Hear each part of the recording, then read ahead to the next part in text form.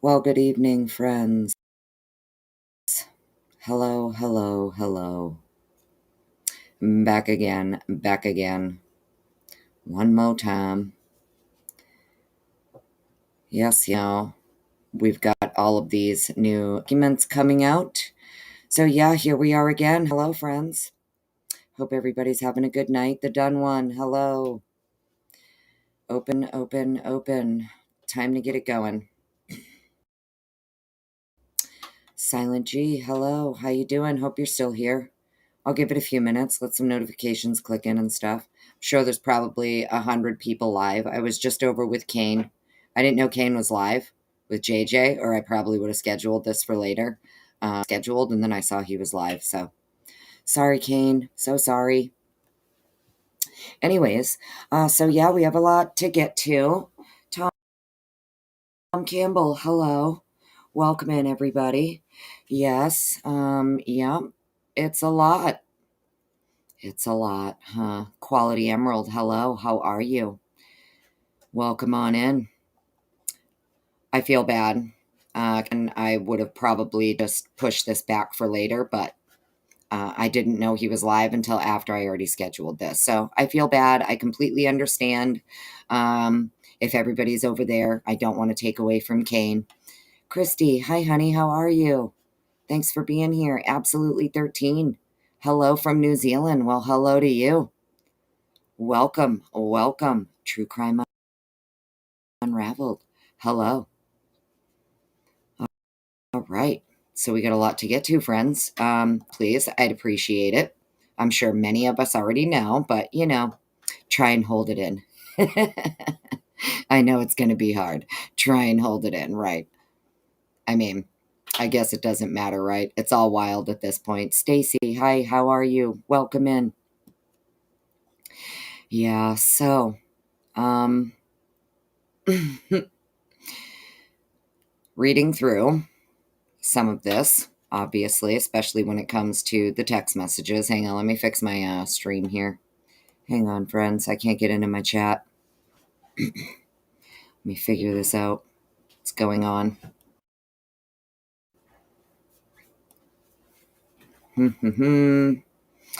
All right. What's happening here? Sorry, give me 1 second. Let me see if I can fix this real quick. Why is it not letting me into... There we go. Perfect.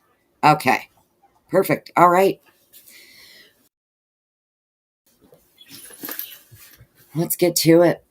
We're only 3 minutes in. I feel like, they say you should wait a few minutes and let notifications click in and stuff, but I mean, let's just get to it, right? P. Fox, hello, how are you? Welcome in. Hi, holy shit.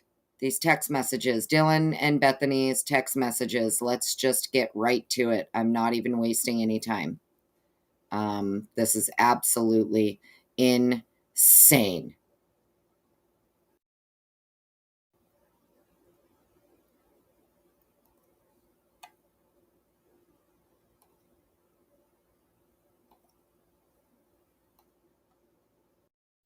All right.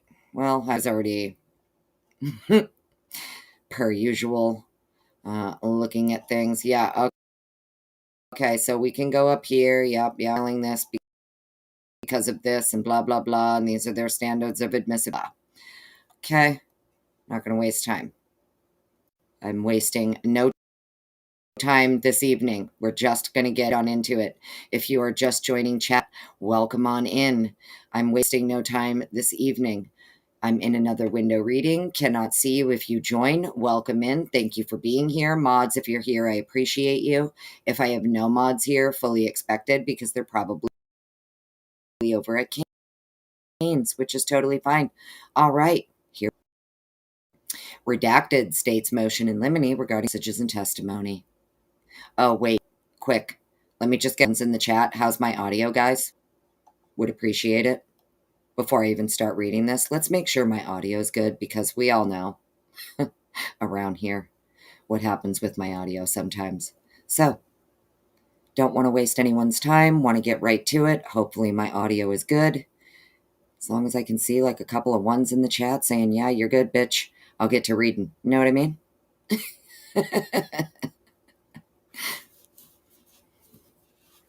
Because honestly, got to tell you, you know, all good here, all good here. Musical Contessa, welcome, welcome. Okay, all right. Okay, Stacy, audio's good. Cool. I got one person saying audio's good. That's all I need. Yo, Willie, welcome. Let's get to it, homie. Okay, good. I got a mod here. Welcome, welcome. Willie, I'm going to be in another window reading. Okay, handle it. Handle it, homie. All right, let's get to it. I'm not wasting any more time with this shit.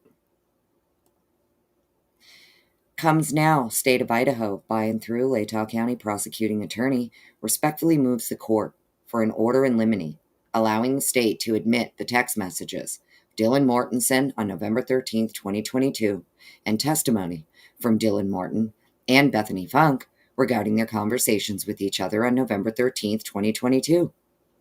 The phone records were discovered on the hard drive of DM Dylan Mortensen. Her phone extraction provided April 5th, 2023, and State's Exhibit 18 from the grand jury record, State S1. Attached. The testimony of DM. The testimony of Dylan Mortensen and Bethany Funk was provided to the defense as part of the grand jury record, State's Exhibit S2, State's Exhibit S3. Let's just mark that real quick.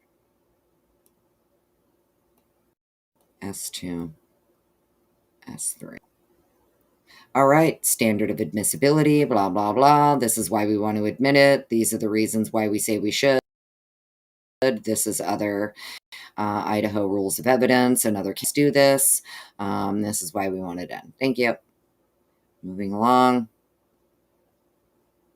Argument. Dylan Mortensen's phone records contained an Exhibit S1 for November 13th, 2020. Testimony contained an Exhibit S2 as to what Dylan Mortensen told her should be allowed at trial. In the case at bar, starting November 13th, 2022 at 2:10:29 a.m., Dylan Morton sends text messages to E.G., Uber driver. Sidebar. This is Eric Gower, Eric Grower, whatever the fuck his name is. His name is in the Pennsylvania affidavit.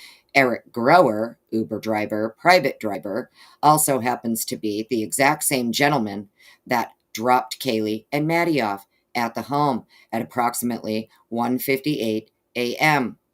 So, at 2:10:29 a.m., 12 minutes later, so 12 minutes after Kaylee and Maddie are getting dropped off, allegedly, by this Eric Gower person, Dylan is texting this gentleman to inquire if he is out driving. The state submits this text message. Exchange is not hearsay because it will not be offered. Blah, blah, blah.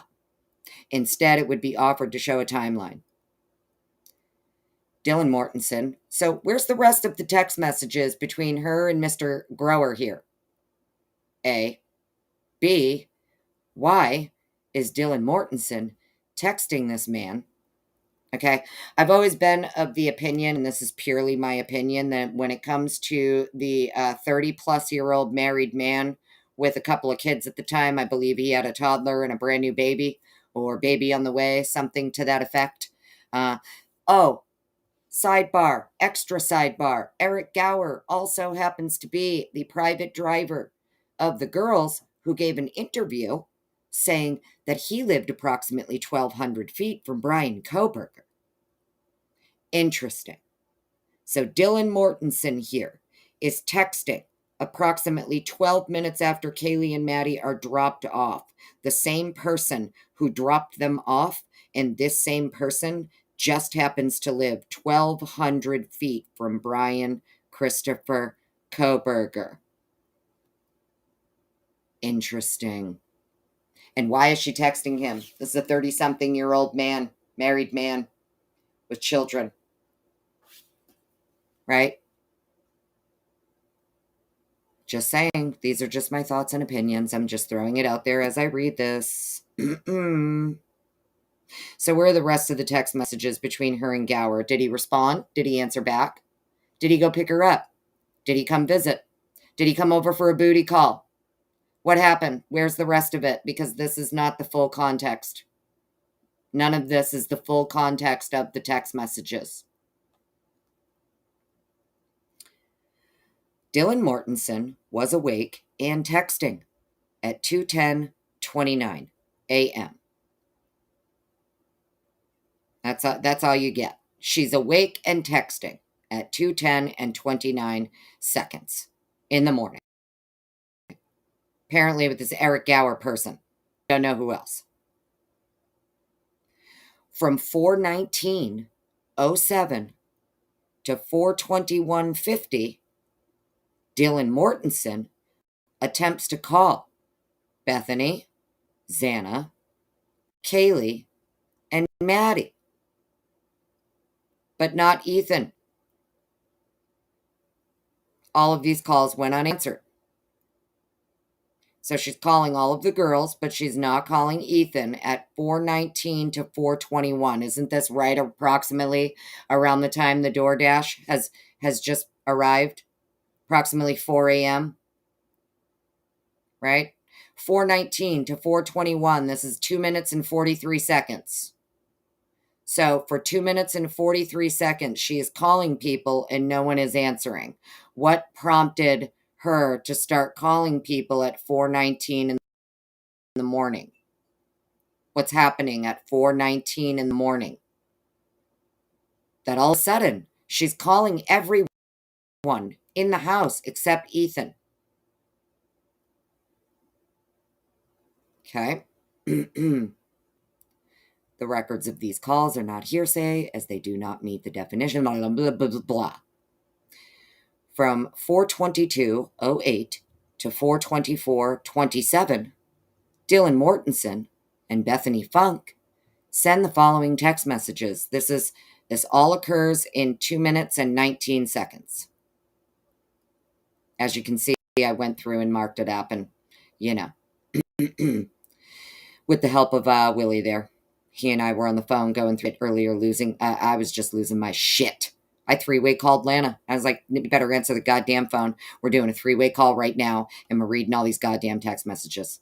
Okay? Absolutely wild. So for 2 minutes and 19 seconds from 4:22:08 a.m. to 4:24:27 a.m., Dylan Mortensen and Bethany Funk send the following text messages. Dylan to Bethany. No one is answering. Okay. She's calling everybody. 4:19 to 4:21.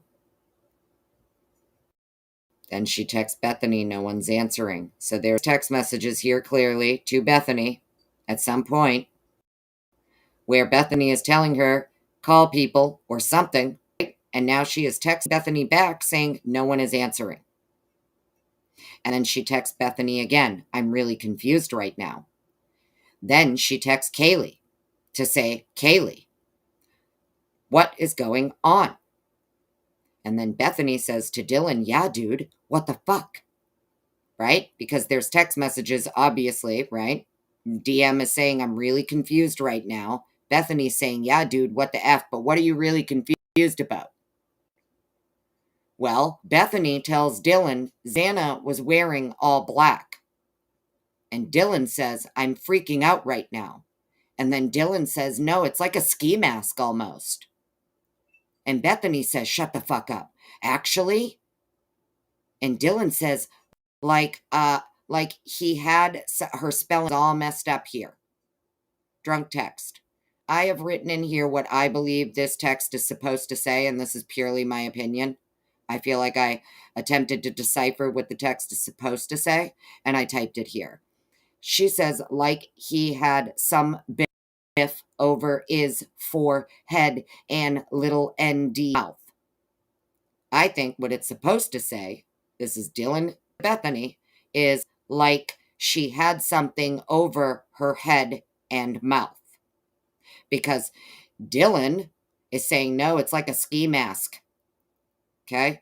So Bethany is saying Xana's wearing all black. There's messages missing here where it's something is said to Dylan to where she responds, no, it's like a ski mask almost.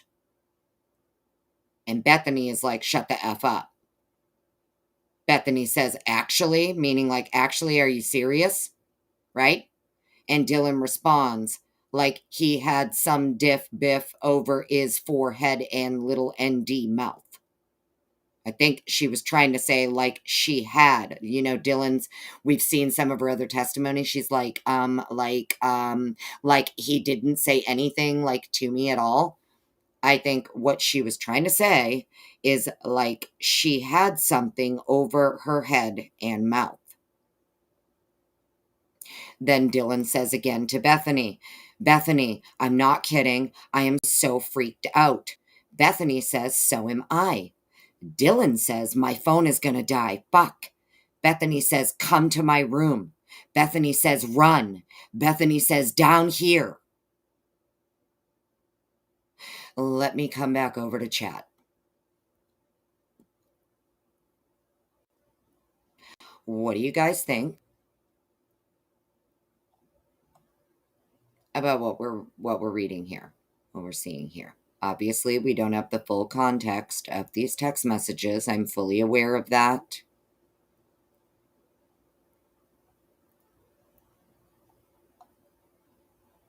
If I missed you in chat, I'm so sorry. Debbie, how are you? Thank you for being here. Thomas, how are you? Welcome on in, everybody. Sorry, I was in another window reading. Johanna, how are you? Thank you for being here. Broken Glass, how are you? Thank you for being here. If I missed you, I'm so sorry. I'm trying to come back over to comments now. When I'm reading, I'm in another window. I can't see my chat. Elisanda. Hola, mi amiga, ¿cómo está? Can you fucking believe this? Can you fucking believe this, Elisanda? This is wild, bro. Wild. So all of this texting occurred in a matter of, young black economist, how are you, darling? Welcome on in. Miss Potts, turn slow-mo down a little. 1 minute is a long time for people. No, Willie.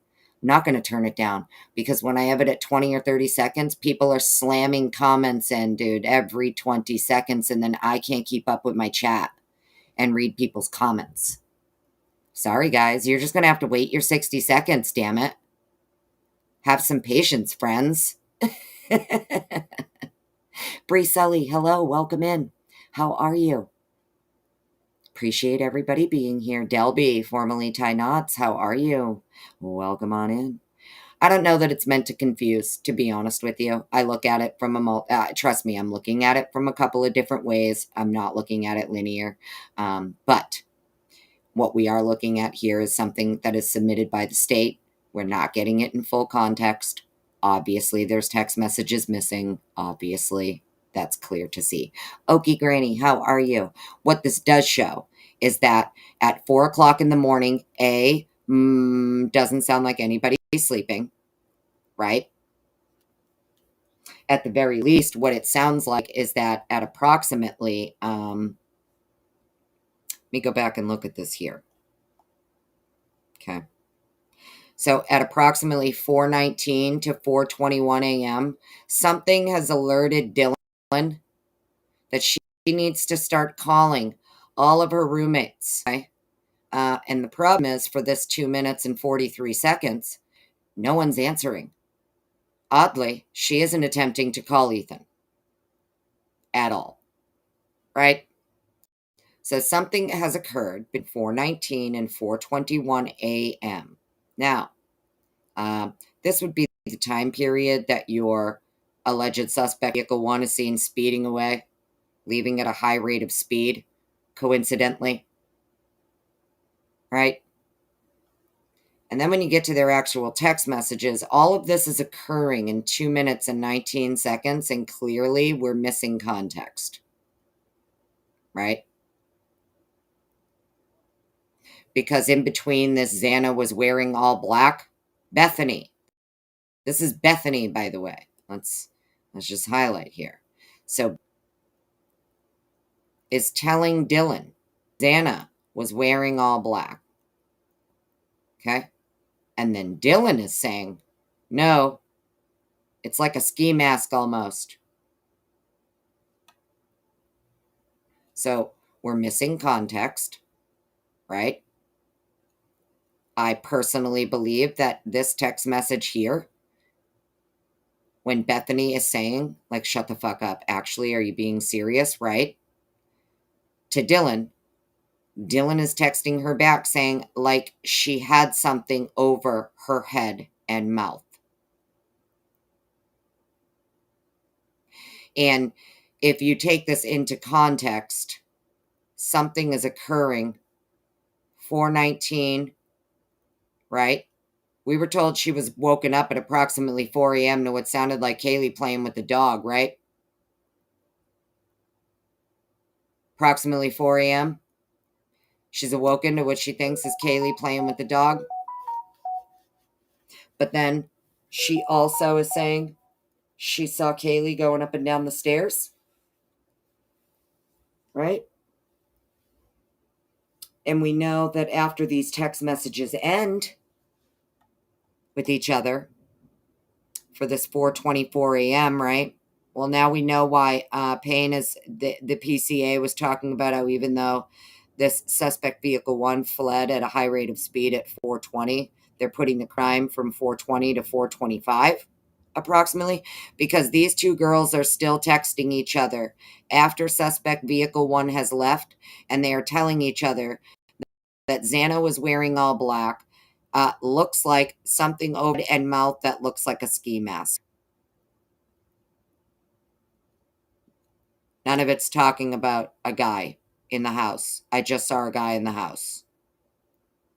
It sounds like Bethany is telling Dylan she saw Xana wearing all black. And Dylan is saying, whatever Dylan is seeing, Dylan is saying, no, it's like a ski mask. I don't know where Eric Grower lived. I have no idea. All I know is that he told the news that he lived 1,200 feet from Brian. So, anyways, let me come back over to chat. Who am I missing? Yeah, Xana was wearing all black.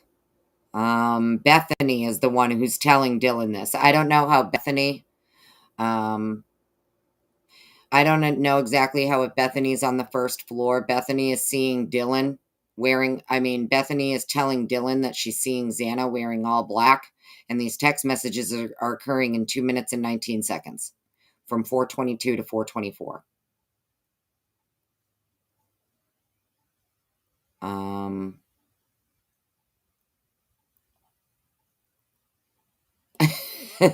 Oh, yeah. Sorry, Willie. I know. Sorry, guys. I mean, it is what it is. Because if I have it at 20 seconds, then what's happening is multiple people are just slamming comment after comment every 10, 20 seconds. And then I miss people's comments. I can't read my fucking chat. It's a nightmare. Okay. Of course, there's missing text. Absolutely, Yvonne. 100%. Yeah. I already said that. We're missing lots and lots of context here. Lots and lots and lots of context. Okay? Because when you go back and look at this, what the state is trying to claim at this for no reason at all, just DMs of, oh, well, she's awake and texting at 2:10, and then just for no reason at all, at 4:19 to 4:20, just decides she's going to start calling all of her fucking roommates except Ethan. So she's calling everybody else in the house except Ethan for 2 minutes and 43 seconds. No context. What provoked, what prompted her? She hears Kaylee. I thought she heard Kaylee going down the stairs. Why is she calling Kaylee if she thought she heard her going up and down the stairs? Right? This is why Anne's saying it can't be true. What she's saying about Kaylee going up and down the stairs, it just simply can't be true, because at 4:19 to 4:21, Dylan's calling Kaylee and Kaylee's not answering. Steve W., hello, welcome in.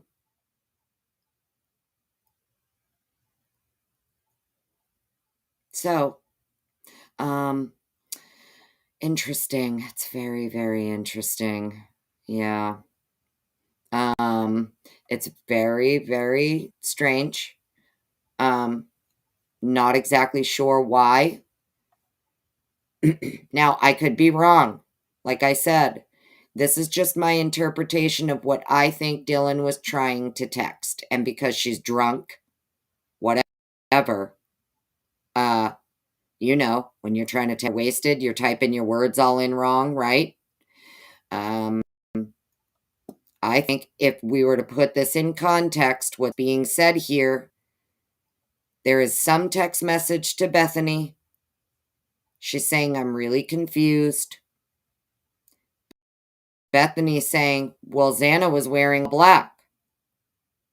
Dylan, I'm freaking out right now. And then she says, no, it's like a ski mask almost. And Bethany says, shut the fuck up. And then says, actually. And then Dylan says, like she had something over her head and mouth.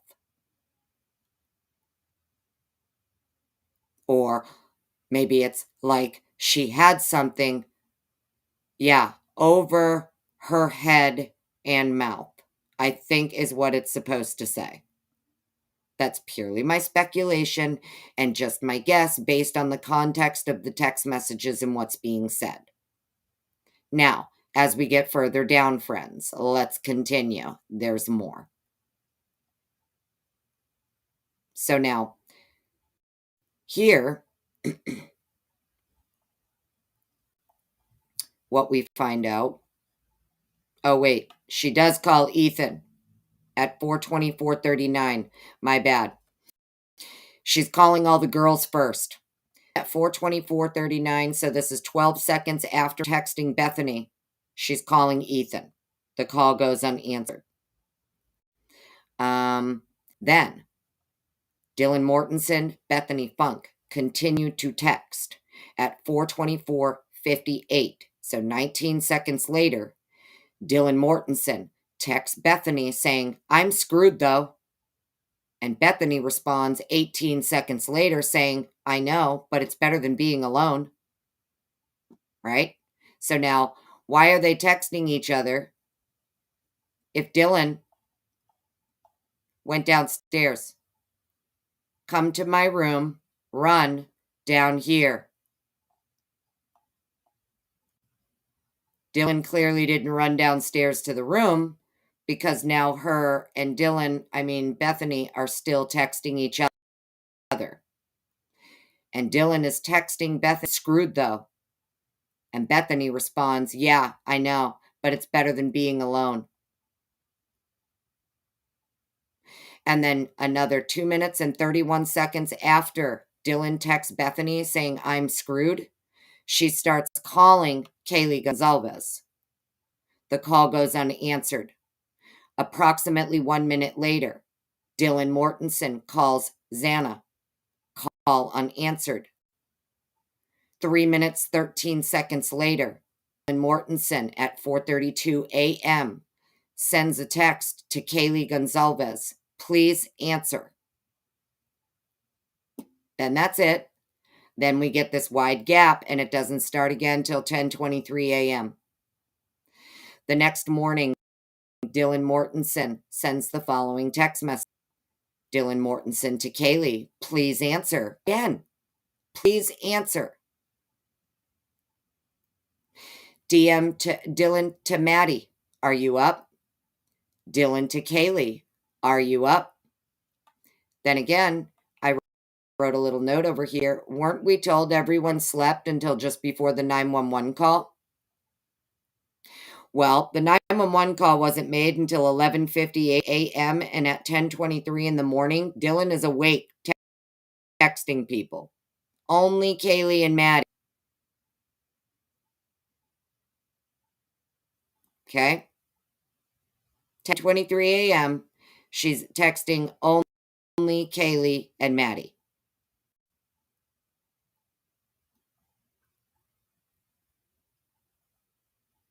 Then at 11:39 a.m., she texts her father. Dylan has a text exchange with her father. At 11:50 a.m., so 11 minutes later, she receives a text message from Jay stating, bro, I assume this is Jack D. Just my opinion. Totally my opinion. 3 seconds. let's see, 11:50:55. She receives a text from Jay that says bro. Okay. 3 seconds after receiving this text from Jay that says bro, she calls EA, Emily. Emily A is my guess. Emily Alant. That would be Hunter Johnson's boyfriend. So this is 3 seconds after she gets a text message from Jay stating bro. She calls Emily A. Right? Then DM receives a text message. So 5 seconds after she calls Emily, J again texts her back. She receives a text message from Jay. It doesn't say what the text message is. Okay? But Jay texted her back at 11:51 in the morning. And then the vandal alert went out at 1:04.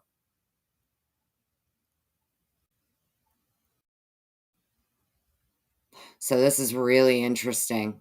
She received a message from Jay stating bro at 11:50.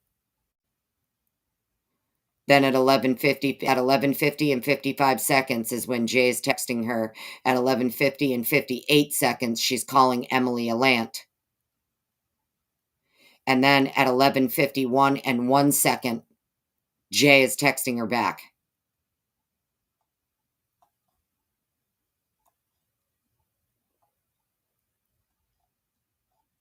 Okay, I go look through this. I don't remember if there was anything else. Hang on, sorry, I'm in another window. Conclusion. Yeah. Jennings, off. All right. Redacted. Exhibits redacted. Okay. All right. I'll come back over to chat. Sorry, friends. Okay, so it's pretty interesting that she's texting Bethany at 4:25 and approximately 4:25 in the morning saying, I'm screwed though. Wonder what she means by that. Twiz, darling, hello. I didn't even see you there. I just got back over to chat. Welcome in. I feel so bad. I didn't know that Kane was going to be live, or I wouldn't have scheduled my live like in the middle of his. And I didn't realize it till it was already done. It was after.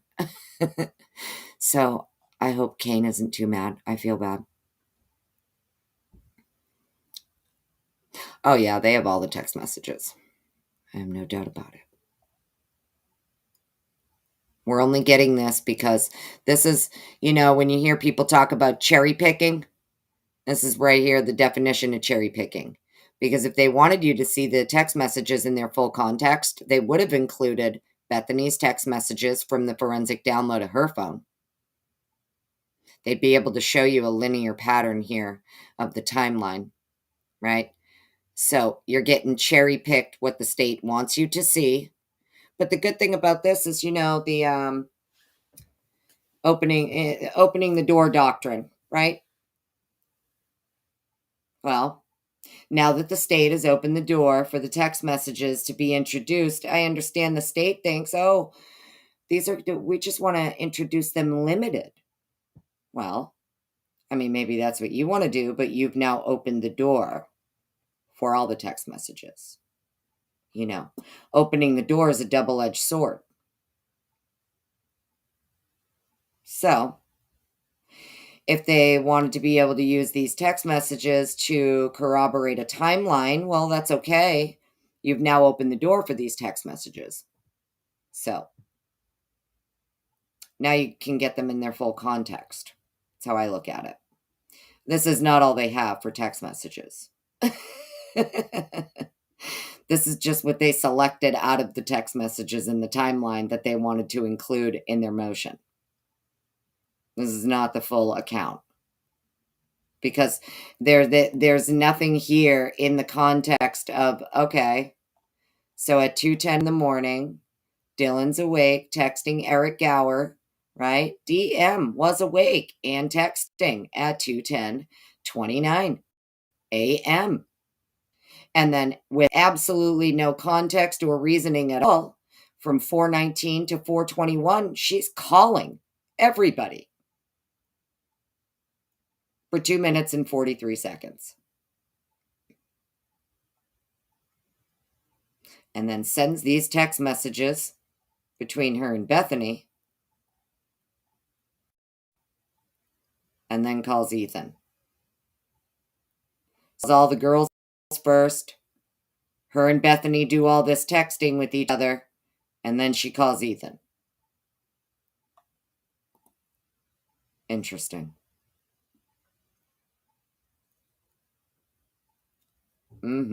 Right, Cold? No shit. All right, sorry, let me get back over here. Yeah, it's wicked sketch. It's wicked sketch. I don't know what he thinks. All I know, Hitler must be... I promise you, there's a part of me that thinks Hitler saw, like, whatever he saw, whatever he looked at, something made him say, you know what? I am not losing my robe over you dumbasses, okay? I don't know what's going on here, but I'm not... Y'all are not dragging me into this shit. We're just going to let it all be public. Y'all are going to fight this out. It is what it is. They're past the point. They passed the deadline to be able to file for dismissal, so it's going to trial. It is what it is. That says Ethan call was answered. No, it says call unanswered. At 4:24:39, Dylan Mortensen calls Ethan Chapin, call unanswered.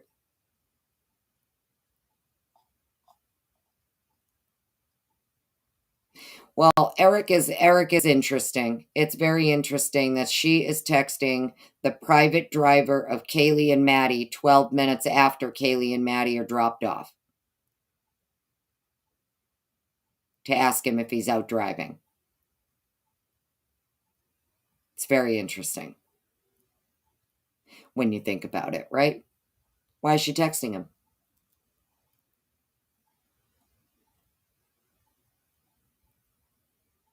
Yeah, I want the context. Exactly. Exactly, Quality Emerald. We all want the context going along here, you know? Yeah, there was no frozen shock. There's no frozen shock happening here. There is no I was in frozen shock and locked my door and went back in my room. Don't think that's what happened. She called Bethany. We found out in other documents she went to Bethany's room allegedly. But it sounds like based on these text messages, she didn't go in there downstairs because they're still texting each other. Why would you need to text each other if you're in the same fucking room? And no one dialed 911. None of them. Neither one of these people dialed 911. But yet they're texting each other at almost 4:30 in the morning saying they know for a fact that one of these victims is running around this house clad in black with a fucking ski mask on. In my opinion, that is literally what they're telling each other. There's some shit going down in the house. With Xana, she's dressed in black. They're referencing a ski mask type face covering her head and her mouth. And Dylan's other statements pertain to Kaylee. She thought she was hearing Kaylee. Right? I don't know. Very, very interesting. Obviously, she didn't think she was hearing Kaylee if she's calling Kaylee.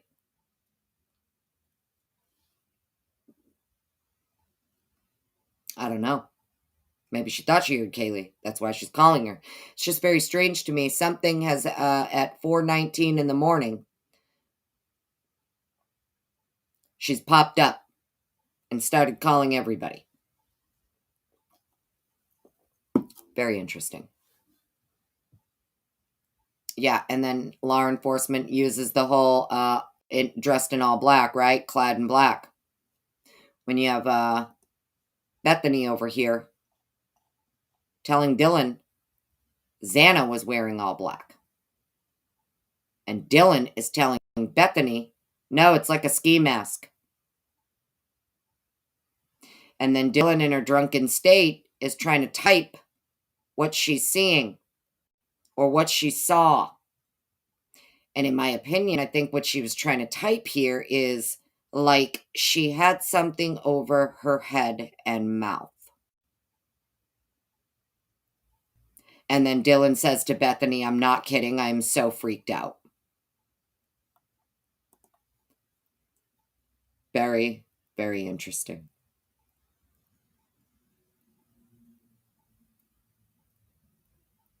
Could be Emples Park, yeah. We don't see a text message that says he was wearing all black, though. The state, I feel like, would include that if there was a text message from, this is Bethany telling Dylan Xana's wearing all black, right? There's no context, though, here. That's what I'm getting at. The context is strange. We're missing text messages. Because for 2 minutes and 19 seconds, this is what they're texting each other.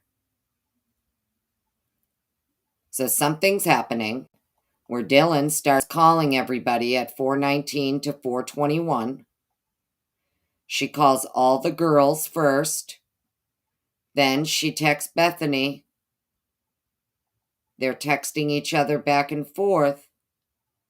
Then she calls Ethan. And I don't see anywhere in here where she's telling Bethany, I saw someone, he was wearing all black.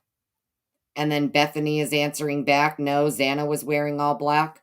I get where you're going, Amples Park, but like there's nothing in here to where Dylan is texting saying she thinks she saw a dude in all black to Bethany. Beckles, hello.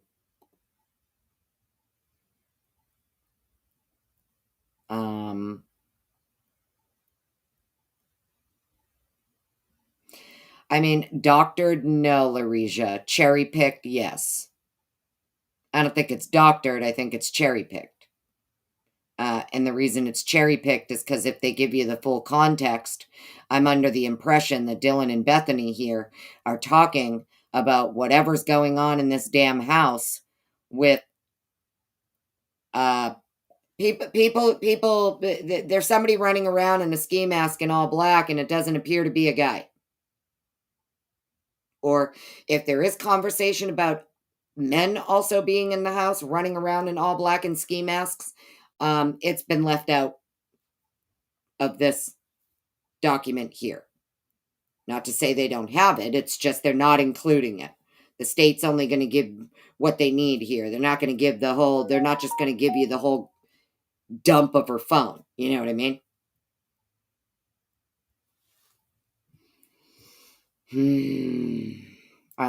Johanna, did she text Bethany beforehand? I don't think so, but probably. Hang on. It just says she was awake and texting at 2:10. She tries to call Bethany, Xana, Kaylee, Maddie, but the calls go unanswered.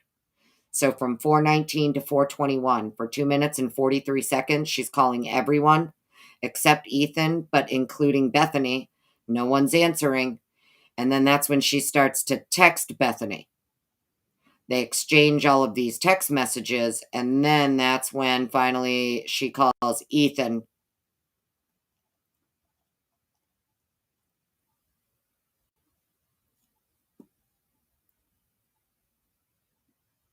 Something over his forehead and little N mouth. Like she had something over her head and mouth.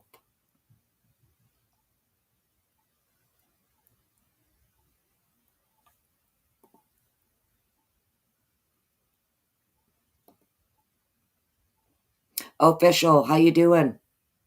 Thanks for being here. Welcome on in.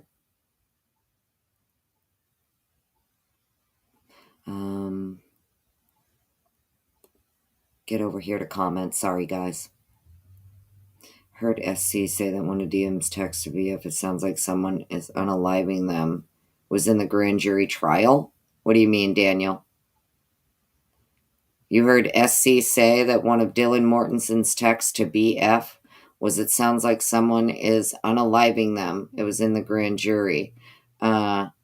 Where did Stacy, you're saying Stacy Chapin said that and it's in the grand jury trial? The grand jury trial was secret and those transcripts haven't been released.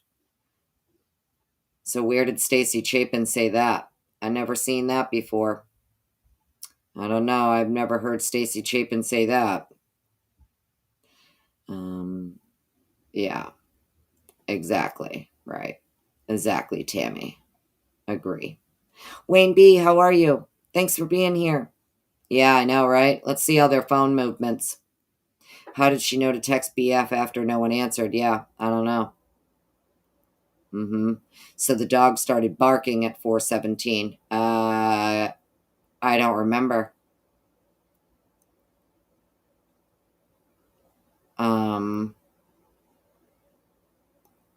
Hey, Jesse, how are you, honey? Welcome on in. Colder covered. Could be the short girl who home invaded in Pullman the year before when residents said they thought it was a girl and police wrote it up. It's a short guy, thus it looked like Xana. Now, Bethany's telling Dylan I saw Xana was wearing all black.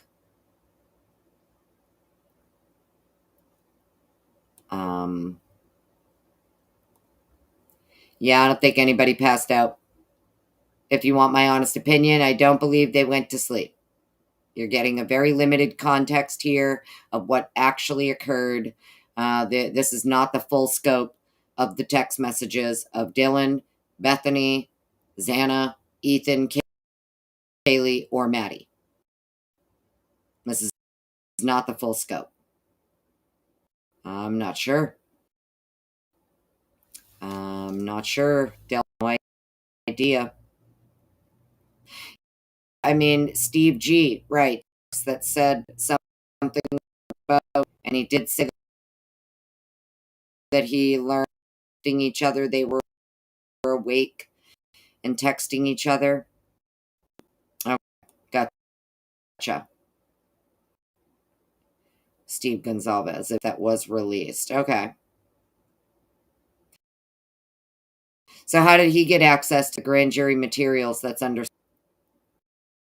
That's what I want to know. Lana, darling, did I just see you in here? Where is she? You are? Hello, darling. Welcome on in. Well, thanks for coming out. I appreciate you. I won't be on here long. Yeah, yeah. Okay. The TikTok texts and shit. Yeah, I don't know. Kim, sunny days. Hello. Lana, love you, darling. So, the text messages are pretty wild. Like, just my opinion, but I think what Dylan was trying to text was like she had something over her head, and because the context is Xana's wearing something like a ski mask. I think what she meant to say here in this text is something over her head and mouth. That's just my opinion. I'm entitled to it, right? Don't need to debunk my opinion because it's just a fucking opinion. But the context of the conversation here, something's happening in this house. And Bethany here seem to think it's Xana. Bethany seems to think whatever's happening in relation to Xana. I'm not exactly sure why, but kind of what it looks like. Phil Biggs, how are you? In here. No, really. Well, yeah, I want to see the actual text messages too, you know. Only getting a very tiny little sample here of what actually occurred. That's what I was thinking, the done one. So isn't that interesting, right? All these text messages occur. She tries to call Ethan. Calls. Well, then that's me to say, fuck, I'm screwed, man. Right here. I'm screwed, though. Right? And Bethany says, yeah, I know, but it's better than being alone. Whatever the hell that means. So I wrote over here, so did not go down to Bethany's room. I mean, if she went to Bethany's room and Bethany is in the house, why are they still texting each other if they're in the same room?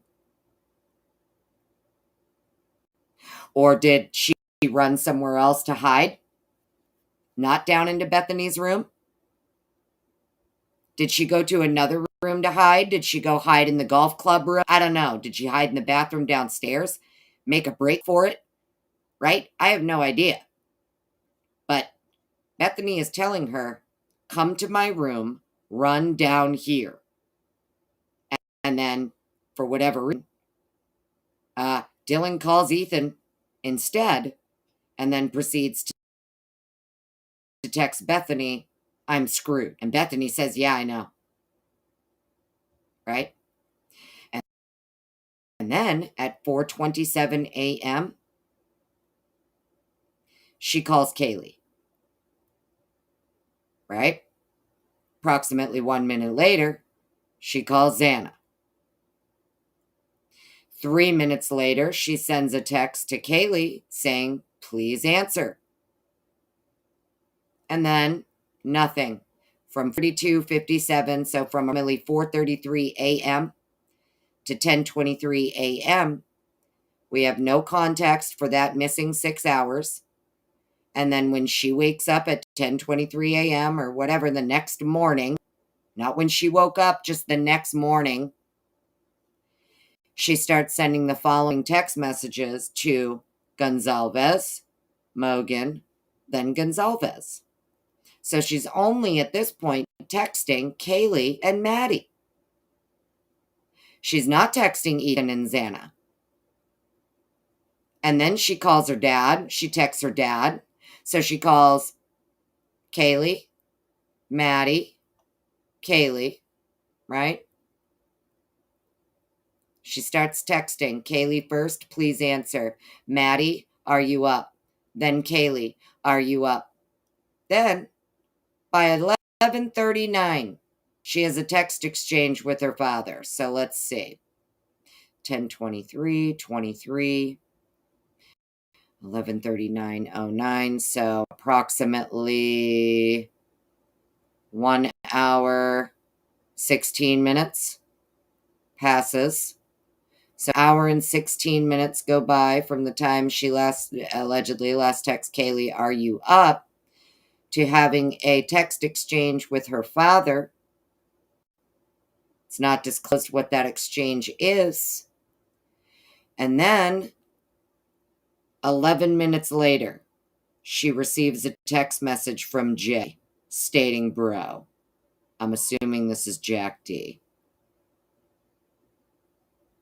3 seconds later, she calls Emily Alant. Then, 5 seconds after she calls Emily, she gets texted back by Jay again. This is seconds. Interesting. What do you guys think? Holy shit. Right? My word. My word. Anybody see my Mercy Cat? Where's Mercy Cat? I hope you're listening, darling, and you're okay. I don't know where you are, but I miss you. So, anyways, I don't even know really what to think, to be honest with you. The shit is just, I mean, they're not talking about a dude in the house. They're not talking about a guy in the house. I feel like if they were having text messages with each other about a guy they don't know in the house, I mean, the state would want to include that. It's, going to help them, is it not? I feel like if there's text messages between these two girls talking about a guy in the house, the state would include that. But it's not in here. The only one they're talking about is Xana. It's very interesting.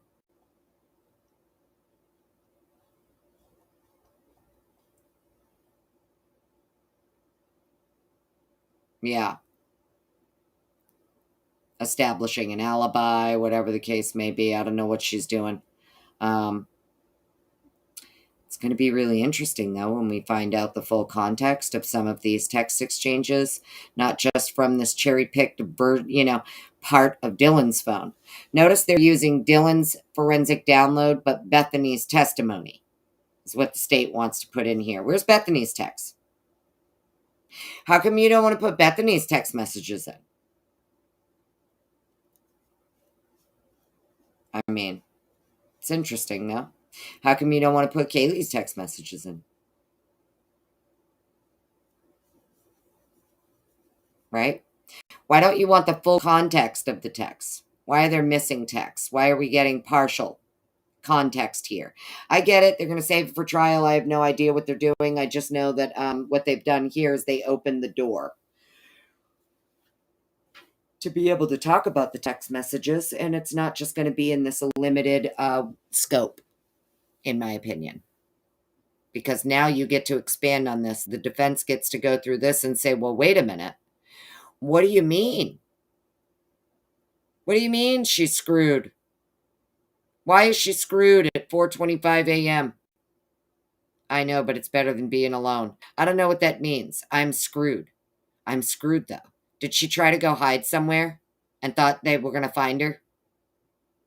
Was she literally trying to hide from whatever is happening in this fucking house in the living room or whatever's going on with, like, Kaylee, Xana? Because that's what it sounds like. Okay? Some of her other testimony about here, Kaylee going up and down the stairs. Well, it's Xana who's running around dressed in black. Dylan's talking about, ski mask. There is no frozen shock. Nobody's frozen shock. Nothing. They're awake. They're texting. They know something is happening in the house. Where was the portion of it, too, that talked about, hang on. Let me go find it. Maybe it's in the 911 call.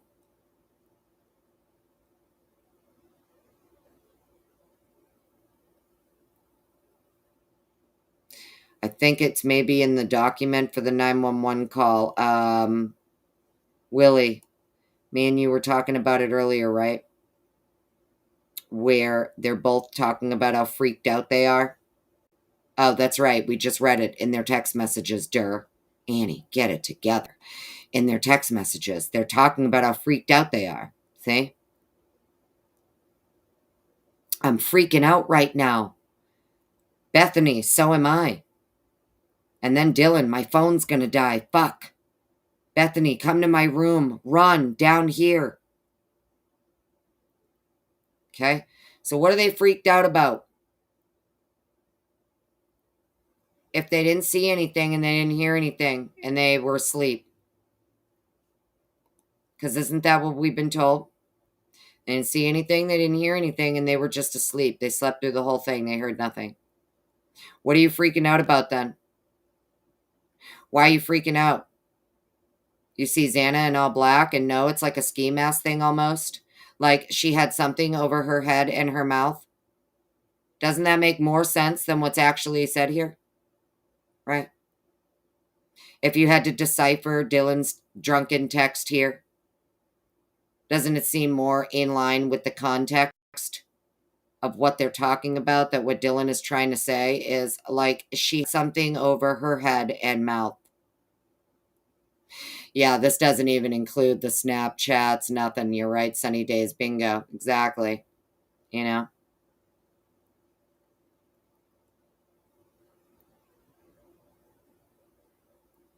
I don't know. Wherever she is in this house, Bethany's telling her to come to my room, come downstairs, run, and for whatever reason, Dylan doesn't end up in Bethany's room because they're still texting each other.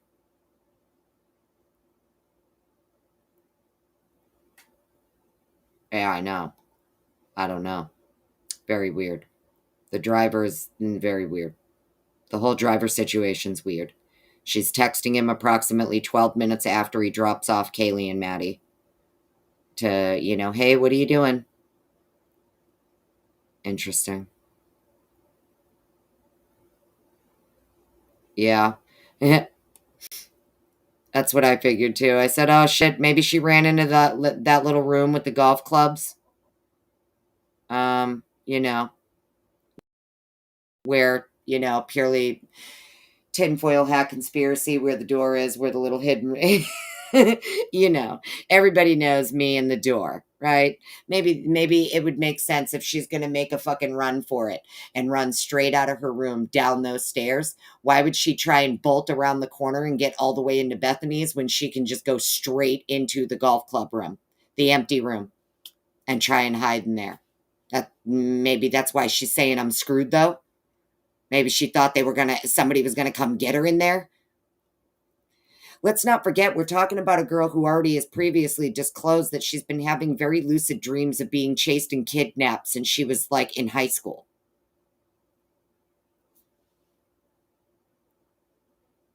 And now she's they're texting each other. Her and Bethany are texting each other. Well, wouldn't you know, look at this. Something's happening in this house. You know. Oh man. All I know is that these frat kids and these fucking, for whatever reason, and they were always like playing these weird ass pranks on each other and fucking making these weird TikToks, following each other around, scaring each other and shit. And you got kids out in the Banfield who think that these cops are fake cops because there's kids who pretend to be cops and they fuck with each other. It's wild. Absolutely wild. And if you're Dylan and Bethany and these frat dicks are always playing tricks on each other and trying to scare each other and shit. You know what I mean? It's just wild. I feel like maybe that could justify some of what's going on here. Some of this text messaging, right? If they're under the impression that it's these fucking frat boys playing jokes on each other or something, fucking with each other again. They did it all the time. It was all over their social media. Thought it was funny. All of these kids and their horror shit and scary shit and knives and bushcraft knives and, real life fucking live action fruit ninja on the porch of 1112, with their big bushcraft knives throwing watermelons at each other and shit, slicing them midair. I mean, these kids thought it was funny to literally play like, real life. It's a live action fruit ninja going on. So, I don't know. I'm under the impression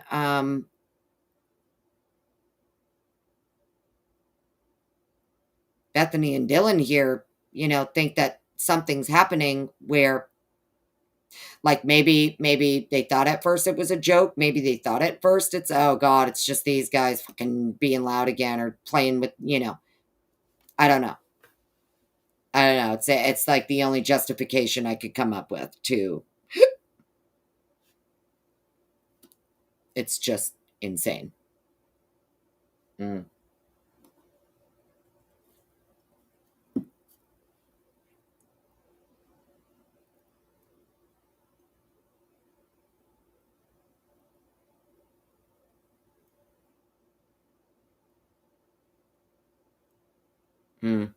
Well, wouldn't doubt it. Maybe she was downstairs. At this point, nobody knows it. At this point, we know nothing because it's all been a lie from jump, right? It's all been a lie from jump, sadly. So,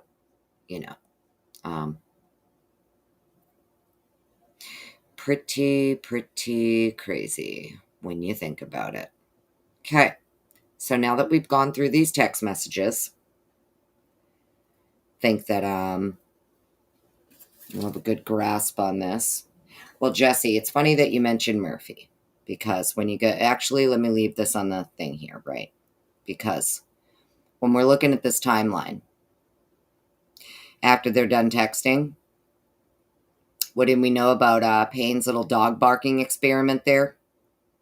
From approximately 4:25 for 30 minutes, so from 4:25 to 4:55 a.m., Murphy is barking outside.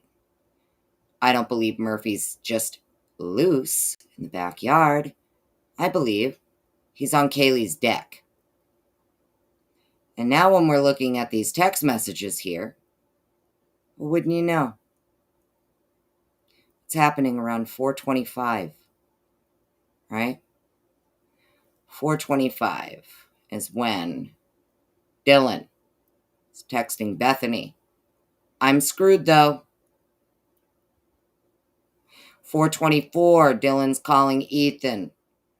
Right? 4:24:39, calling Ethan. Dylan texts Bethany. 4:24:58, I'm screwed.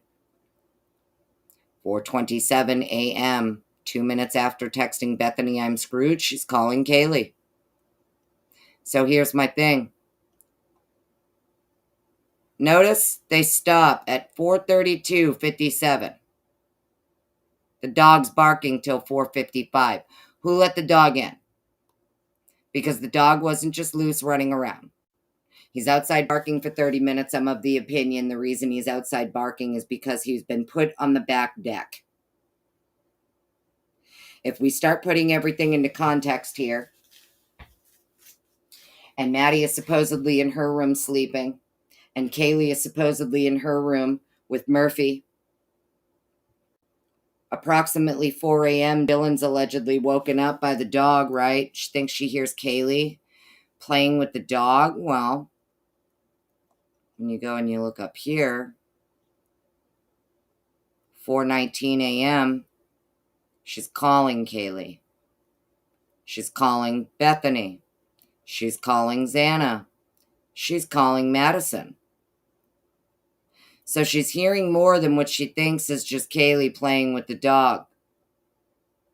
For her to be calling everybody. And they cut it off at the 4:32 mark here, right? AM, because at 4:50, someone went and let the dog in. Somebody went and let the dog in. Okay. Now, if it's true that Maddie was in her room and Kaylee was in her room, wouldn't it make sense that if you're Kaylee and maybe you think you hear something going on, right? I don't know. Is something going on with Xana down in the living room? Allegedly.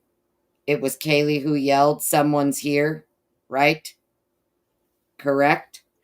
Wouldn't it make sense that maybe if she pops up out of bed because she thinks she hears some shit going on, she'd put Murphy out on the back porch? Before she leaves her room, she'd open the slider and put Murphy out on the deck? I just feel like that's what, I don't know. She wouldn't want her dog to get hurt. Especially if she hears people fucking screaming and yelling and stabbing and whatever's going on. Okay? Makes perfect sense to me that if I'm going to get up because I think I'm hearing something, I'm going to go open the slider, put the dog out. Maybe she didn't hear anything. Maybe Murphy woke her up. Maybe he had to pee. Maybe he could hear what was going on and, he was whining or something. She didn't realize anything was going on. She opened the slider just to put him out because he was whining. I have no idea. But in my opinion, it's possible she put her own dog outside, went to go see what was happening, and it is her screaming, "Someone's here," because there is someone there. There's more than one someone there. There's other men's blood there. So it isn't just one person. And according to these text messages here between Dylan and Bethany, well, one of these people, yeah, we think it's Xana. And she was in all black in a fucking ski mask. Okay? I don't care who you are. I'm sorry. I'm sure people are going to absolutely lose their mind over what I'm saying right now. And you know what? It is what it is. Go ahead and lose your mind.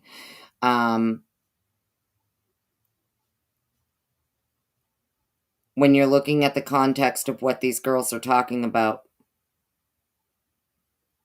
it sounds to me like Dylan is aware something is going on in this house with Xana and potentially Kaylee, is what it sounds like. And that's just my opinion.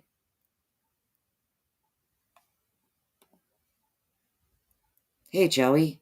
How are you? Welcome in.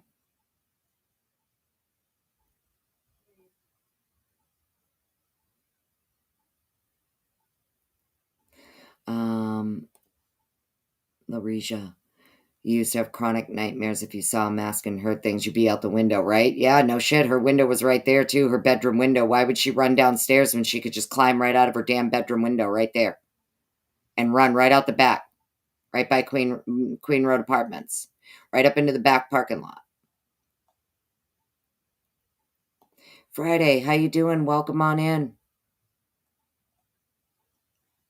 Sorry, guys, if I'm missing texts. It's because when I'm off thinking, I'm just thinking and talking out loud. And if I look at chat, it distracts me. Yeah, exactly, Deborah. Right. That's what I feel like she would have done. I feel like she would have put him on the porch if she heard something happening. Um, mm, mm-hmm. Yeah, how they know when the crime started, I know.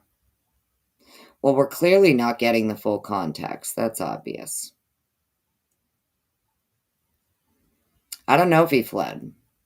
Musical Contessa. I don't think Murphy fled, and the only reason I don't think that is because he can be heard on the cameras barking for a full 30 minutes after the alleged suspect vehicle 1 speeds away. So, I mean, if it is him barking and it's him out on it would make sense. He's confined. He's on the back porch outside barking his fool head off because shit has just gone sideways in this house. It makes perfect sense in my mind. But,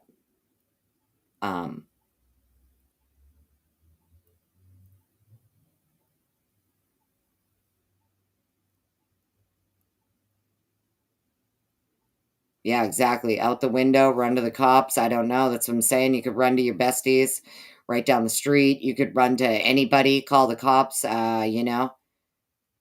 But like I said, I'm telling you, it was the norm. Think about the body cams. Think about everything going on at this house, man. It was the norm for there to be people in and out of this place all the time, even when the residents weren't there. These kids were constantly playing crazy ass pranks on each other, and it is what it is. This could be a conversation between the two of them where they're like, you know, I think it was Xana, right? I don't know. Xana was wearing all black. Like, I don't know what the fuck is going on. I'm freaking out. No one's answering. Like, there's something clearly occurring inside of this house that would make Dylan believe she needs to start calling everybody. And then she texts Bethany to say, no one's answering. Where's the full context of that text between her and Bethany? There's something else that came prior to that. Know what I mean? Yeah, I thought about that too, Deborah, if he was in the car. Because Christy had said when they got the car back, Murphy's crate was still in it when they got Kaylee's Rover back. Which is interesting to me.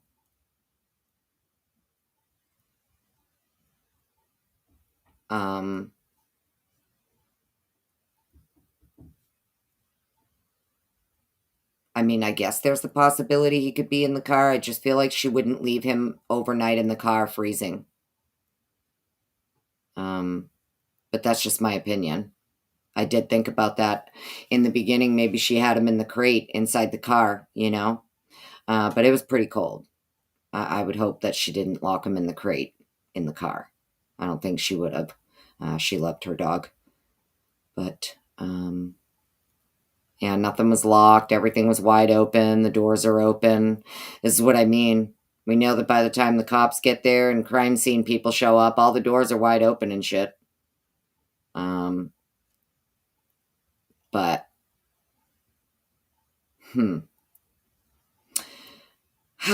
interesting.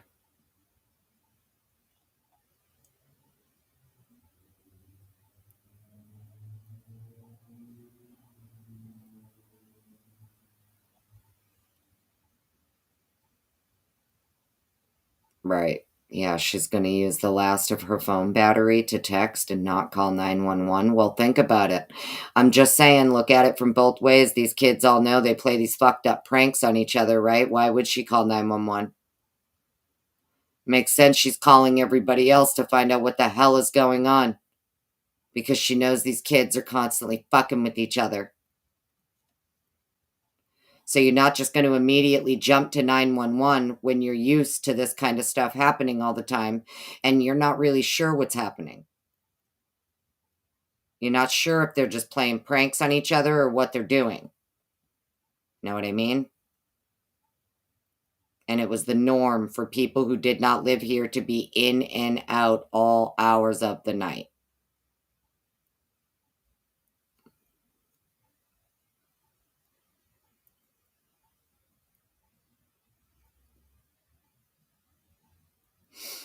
Whole thing is very, very interesting. Especially when you look at Jack, you know what I mean? Well, I don't even want to say Jack, right? We don't know. All we know is she's getting a text message from a J person, someone with the letter J in their name. Could be any Jack. There's multiple Jacks in that freaking neighborhood over there. You know what I mean? Half of those damn kids are named Jack. But it's interesting. So anyways, we'll stop sharing that. Guessing everybody knows where this is, right? I don't need to link this document in the chat for you. Pretty sure you guys all know where it is, right? Fuck it. I'm going to do it just in case.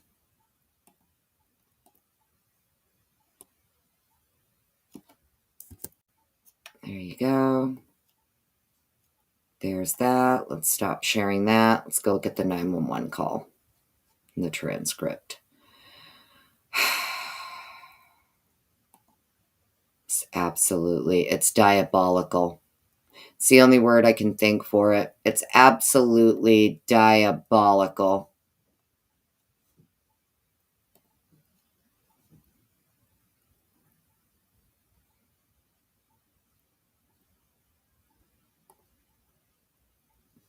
Yeah, I don't know who's who. I have no idea. You know, I'm not even going to get into speculating about who could be involved, who isn't involved. I can only go by what the damn documents say and what they're disclosing. And it would appear that based on these text messages we're looking at, the only people Dylan and Bethany are talking about, or that Dylan seems to be talking about, especially, have to do with Santa and or Kaylee and or both. So that's interesting. All right. Redacted. State's motion in limine. It's only 7 pages. Perfect. Self-authentication of records. Oh, I meant to bring up the 911 call. Hang on. Sorry, wrong one.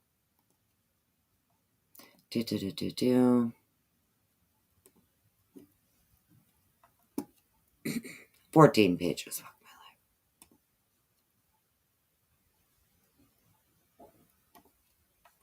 All right. Let's take a look at this. Screen share.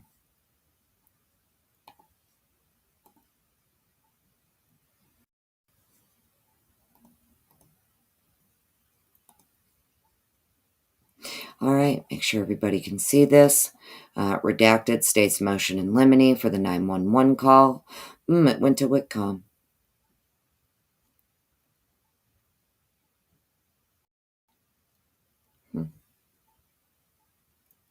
All right. Allowing the state to admit the recording and transcript of the 911 call. Recording and transcript. November 13th, 2022. Bates numbers. Facts. Facts pertinent to this issue raised by this motion can be found in the attached excerpts from the grand jury transcript, 911 call. So, grand jury transcript, you're going to have State's Exhibit S1, State's Exhibit S2 for the recording of the 911 call, and the transcript is Exhibit S3. Okay. Argument, blah, blah, blah. Idaho rules, blah, blah, blah. Case citation, blah, blah, blah. This is why you need to let us put it in. These are the reasons. This is our argument. This is the court cases you can look to see why we should let it in. These are the Idaho rules of evidence, why you should let us let it in, Your Honor. Blah, blah, blah, blah, blah, blah, blah, blah, blah. I'm not reading all of this.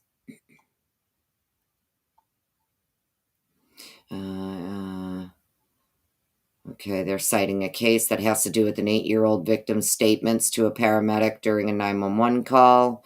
Made approximately 1/2 hour of last lewd act were admissible. Okay, cool. Here we go. In the case at bar, most of the declarations made were present sense impressions. Hunter Johnson located the unresponsive body of Xana Kernodle. Okay. Let me just stop right here. Sidebar.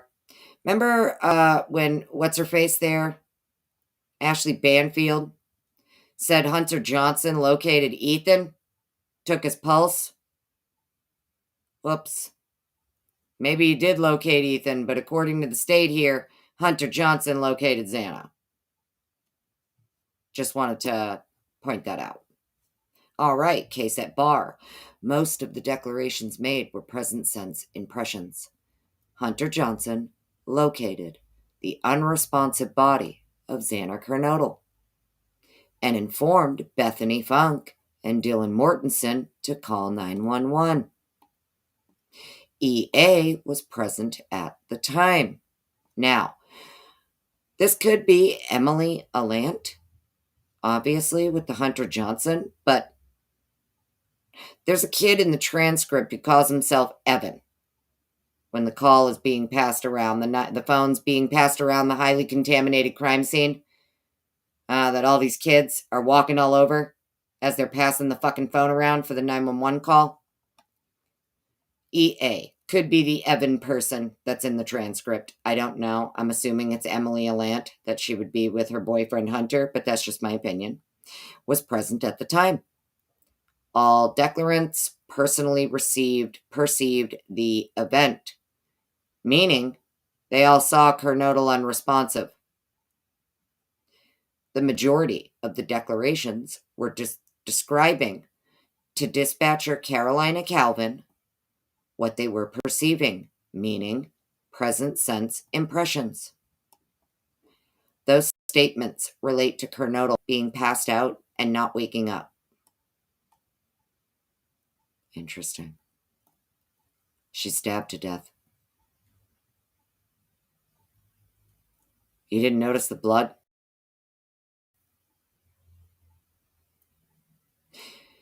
The declaration immediately after Hunter Johnson discovered Kernodle's body.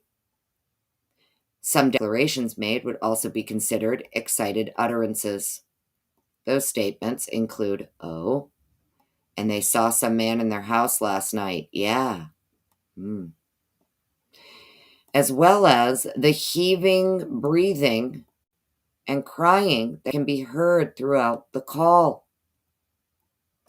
The declarants were responding to a startling occasion, discovery of their unresponsive roommate. Interesting. The statement regarding a person being in the home is in direct response to why Kernodle might be passed out. Interesting.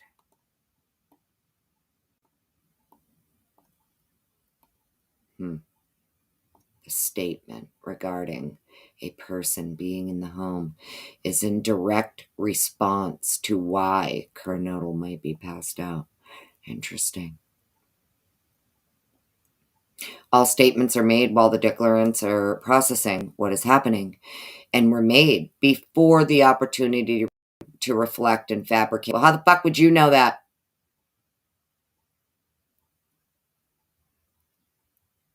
It's almost 8 hours before a damn 911 call. Both of your survivors are wide awake texting each other. The fuck you mean? Before they had an opportunity to reflect or fabricate. They had almost 8 damn hours to reflect and fabricate.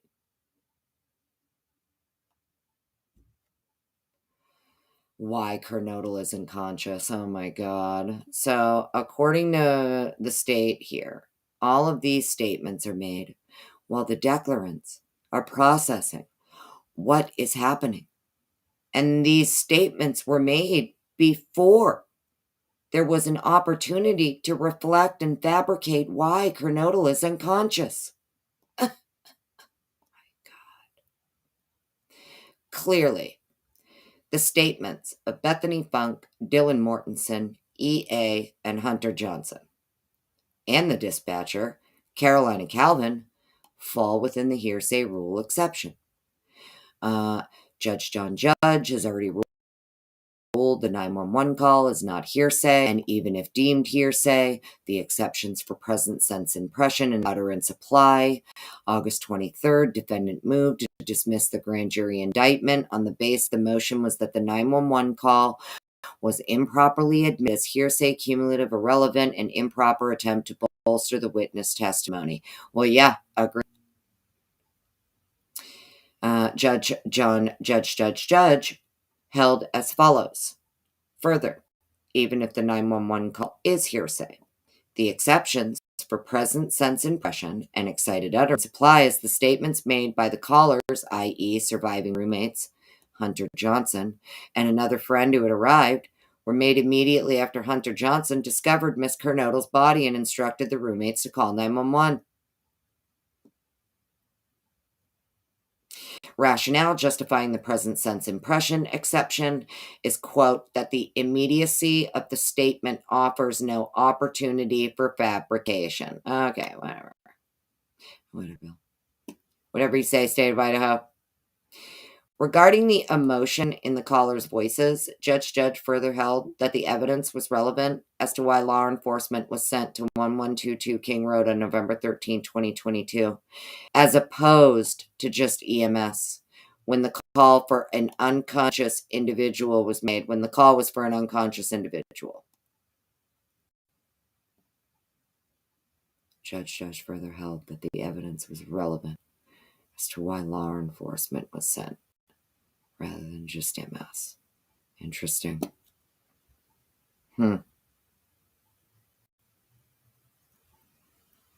Interesting. The state wants to make sure that they cover, as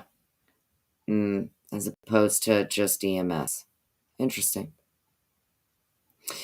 Okay, statements made in the 911 call are admissible regardless of whether or not the witness is going to testify. Okay, purposes of Crawford analysis. Okay, IRE 803, 1 and 2. Okay, cool. Confrontation clause. Got it. Finally, we reiterate when the declarant appears for cross-examination at trial, confrontation clause places no constraints at all on the use of prior testimonial statements. Okay. It is therefore irrelevant that the reliability of some of out-of-court statements cannot be replicated even if the declarant testifies to the same matters in court. Clause does not bar admission of a statement so long as the declarant is present at trial to defend or explain it. Perfect. Conclusion: based on the above cited authority, state respectfully prays for the court's approval in limine of the admission of the recordings and transcripts of the 911 call to Whitcomb. Whitcomb. Following the discovery of Xana Kernodle unresponsive. Remember when everybody said, oh, it's one of the roommates passed out? They passed out. Remember how many people said that? This is why neither of the survivors called 911, because they were hysterical and one of them passed out. No. They were wide awake texting, not hysterical, but afraid, and it's Xana who's passed out. The call for the unconscious person was for Xana. Let's get down here. Where is the, here we go. It's about to lose my shit. Okay, let me come back to chat before we start reading this. We're going to get into the actual transcript of the call here. What is slow mode? How can you turn it off? You can't. Only I can, official. And I have slow mode on because if I don't have it on and I leave it at the 20 seconds, everybody is slamming comments in every 20 seconds and I can't see my chat or read comments. So I turned it to 60 seconds to make everybody wait patiently. That's all.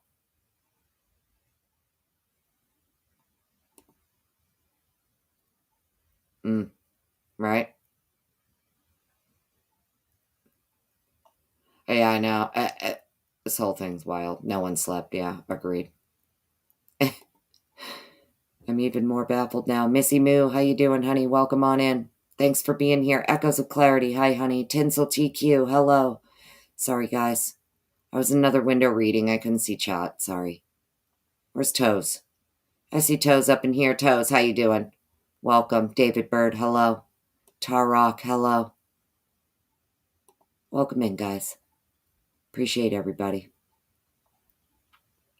Amanda Smith. Hello. Take a little break for 1 second. Let me get a drink of my lime bubbly. Because, you know, it wouldn't be alive if I didn't have the hiccups, right?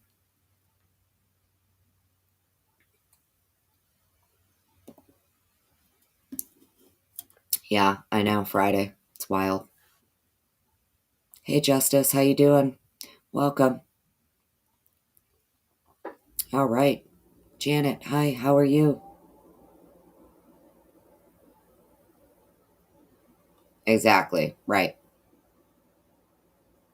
There you go, Mr. Biggs. Scottstan. Hello. How are you?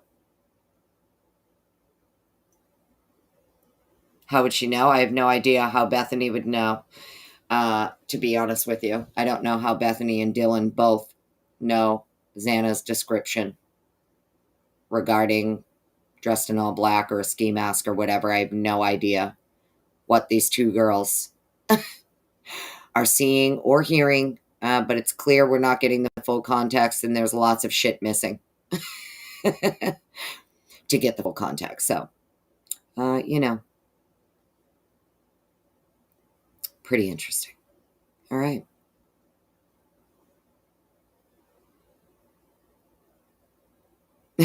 Official.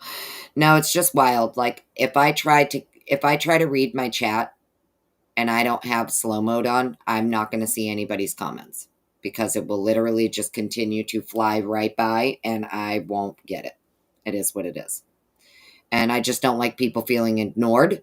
I like to be able to address everybody when I can and when I'm looking at chat, you know what I mean? So either way, I mean, yeah, I guess True Crime Unraveled, right? Yeah, it could be just their alibi. Absolutely. I have no idea. It could just be their alibi, yep. It could be that this shit all happened much earlier and now they're starting to get everything going, right? Now they're starting to text and oh my god, did you hear that? And oh my god, did you hear that? And oh my god, run to my room and I don't know. But it's definitely very interesting when you think about it. And yeah, Jesse, I agree with you, honey. Yeah, hit that like, right? There's 135 of you watching. Better do something. Hit the like, hit that. You could do thumbs up, thumbs down, follow your heart. You know what I mean?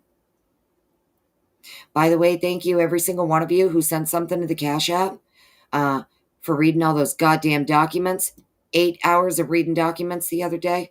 We did it. And thank you to every single one of you who kicked in the Starbucks Fund. Appreciate it.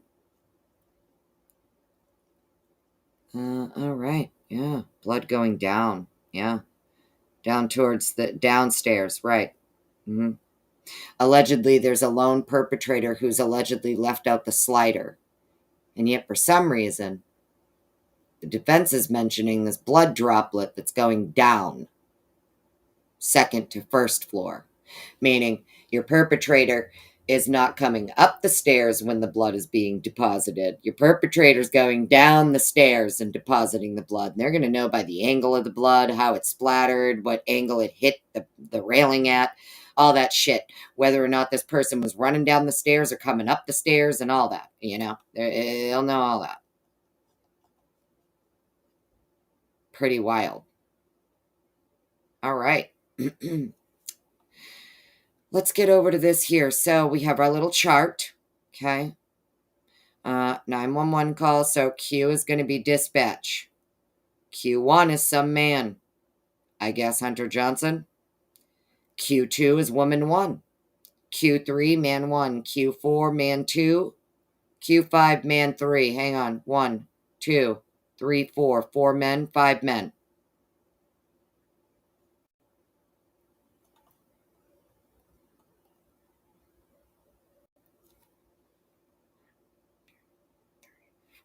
5 men. Yet we're only getting mention of Hunter Johnson. There's 5 men at this house. And there is 1, 2, 3 women.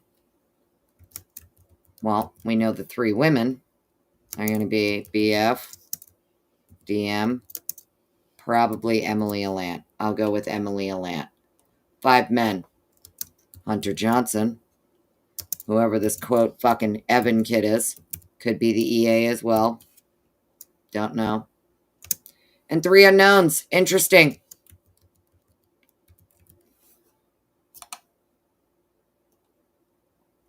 Interesting. So 5 men, 3 women on this 911 call. That is 8 people contaminating the crime scene.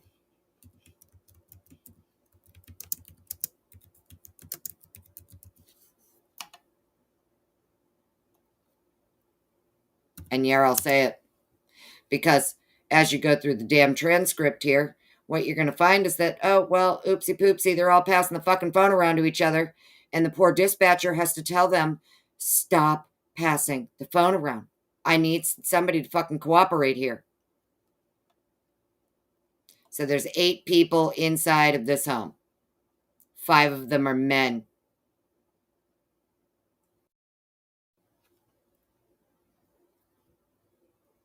All right.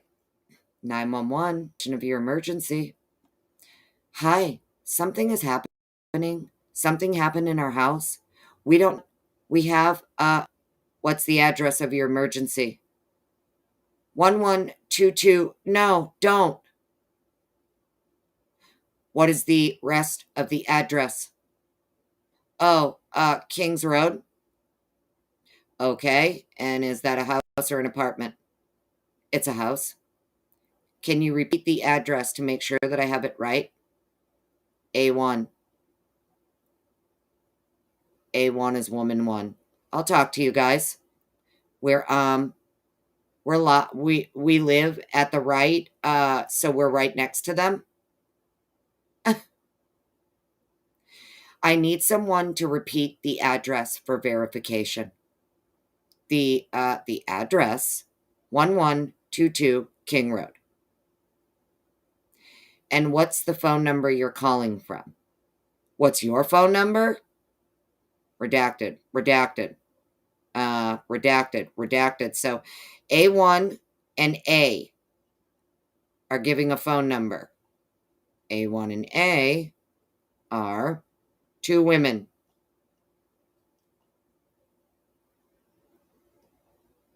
Okay, and tell me exactly what's going on. A1. One of the roommates who passed out, and she was drunk last night and she's not waking up.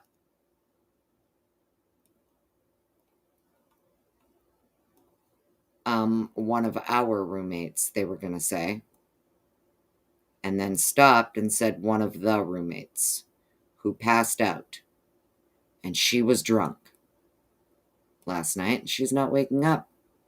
And then female A says, no, we saw. And then this person says, okay, the dispatch. And then A1 says, oh, and they saw some man in their house last night. Yeah. A says, hi. So these are females. Dispatcher, and are you with the patient? And then they say, okay, I need someone to keep the phone. Stop passing it around. Hey, can I just tell you what happened? Pretty much. What is going on currently? Someone passed out right now. I don't really know, but pretty much at 4 a.m. Okay, I need to know what's going on right now if someone is passed out. Can you find that out?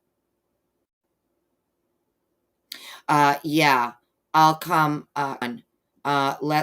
We got to go check, but we have to. Is she passed out? She's passed out. What's wrong? And then dispatch says, dispatching Moscow Law ambulance 4.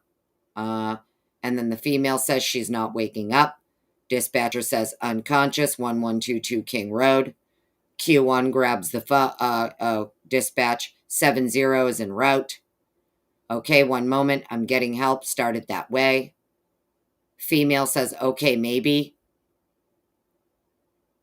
She's not waking up, and then, okay, maybe. Then it's unintelligible, 1122 King Road, all ambulances spawn for unconscious person, 1122 King Road. Q2, copy. Q, unintelligible, 58. Multiple RPs on the phone. Advice saying the roommate on scene is passed out, not waking up. Believes she got drunk last night. And unintelligible about a male being in the room with them. Unintelligible being around. That one I copy about a 20-year-old female unconscious trying to get further. Wait.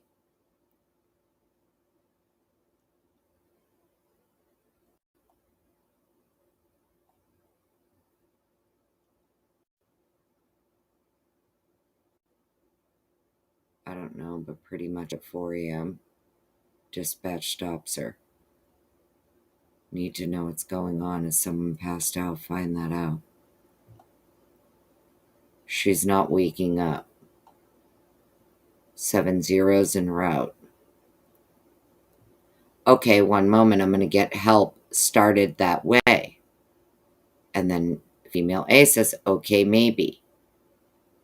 Okay, so how is... So dispatch here is calling out multiple reporting parties on the phone. Advised saying the roommate on scene is passed out, not waking up, believes she got drunk last night, and then about a male being in the room with them. And then says that one, I copy about 20-year-old female unconscious trying to get further. Where does it say it's a 20-year-old female?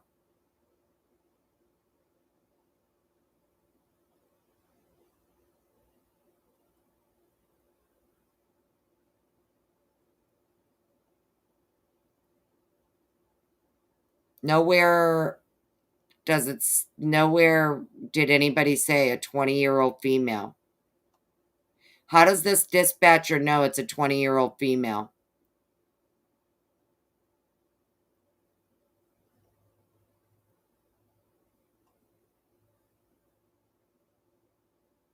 No one said anything about a 20-year-old female. Not yet, anyway. Right? At this point, no one has told this dispatcher anything about a 20-year-old female. All they've said is my roommate. A roommate.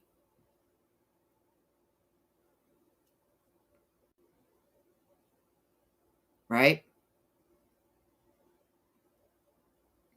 How would this dispatch person know that it has to do with the 20-year-old female when nowhere in anything anyone has said on this 911 call up until this point is mentioning a female or a 20-year-old?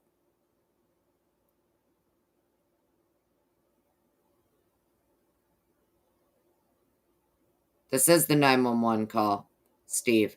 It's the transcript.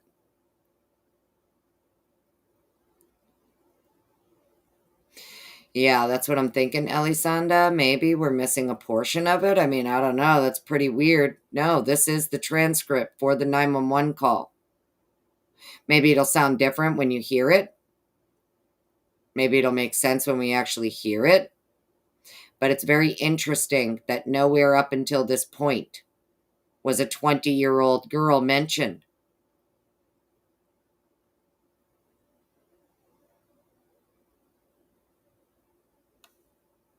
So how would this dispatcher know that? Copy. About a 20-year-old female unconscious trying to get further. Nowhere in here does it say. Let's go look at what they're disclosing. Let's go back up here. They're given a phone number. Tell me exactly what's going on. one of the roommates who's passed out and she was drunk last night. She's not waking up. Okay, so she. Okay, so you get the female. Where are you getting 20-year-old?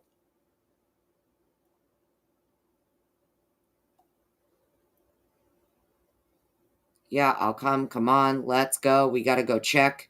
We have to. Is she passed out? She's passed out. What's wrong? Multiple reporting parties on the phone advising, saying the roommate on scene is passed out, not waking up. Believes she got drunk last night and about a male being in the room with her. Copy. Trying to a 20-year-old unconscious female. How do you fucking know there's a... nope. I don't like it. Copy. So there's two, right? Dispatch. Q1 saying copy.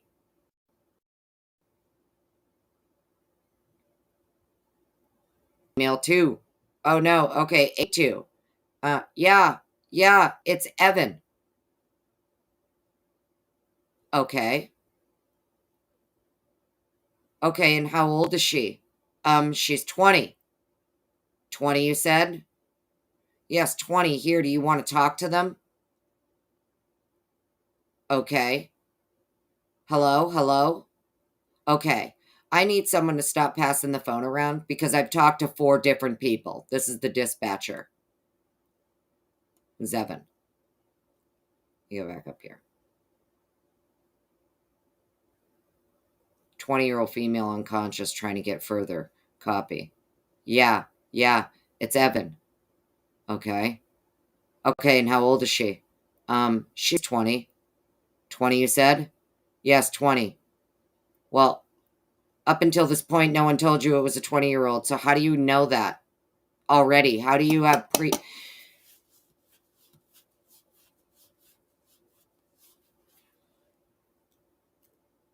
Interesting.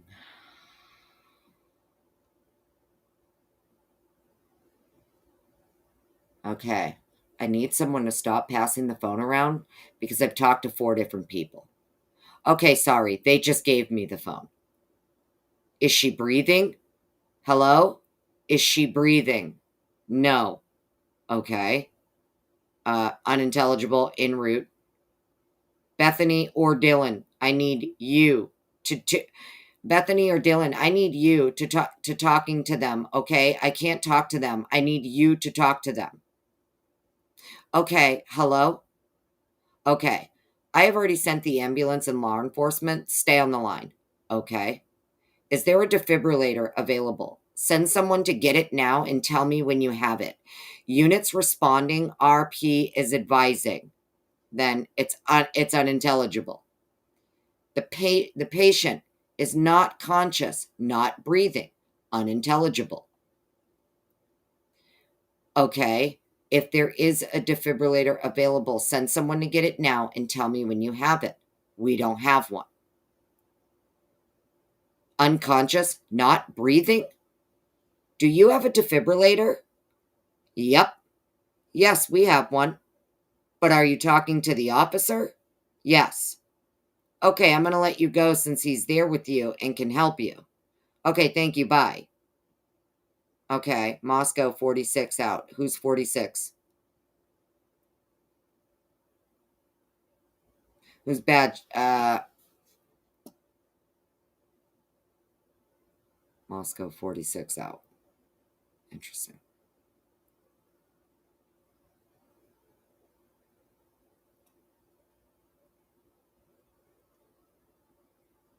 Do you have a defibrillator?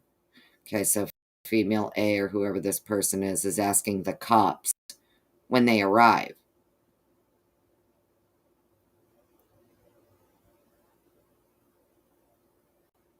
Yeah, see that someone arrives unconscious, not breathing. They say, and the person, whoever this person is, says, yeah, do you have a defibrillator? Q3 answers, yep.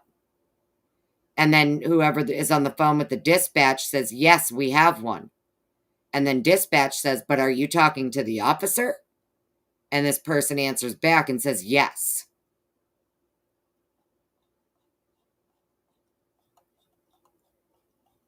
Oh my God. What the fuck is happening? What is going on? So we have 8 people in the house passing the phone around to each other.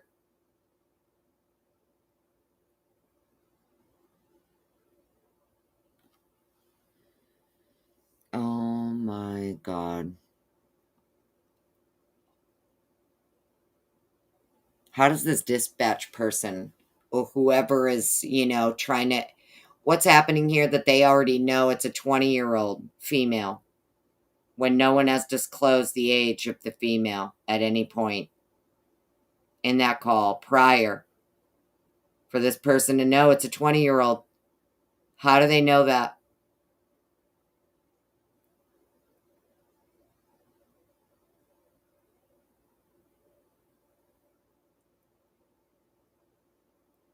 This is absolutely insane.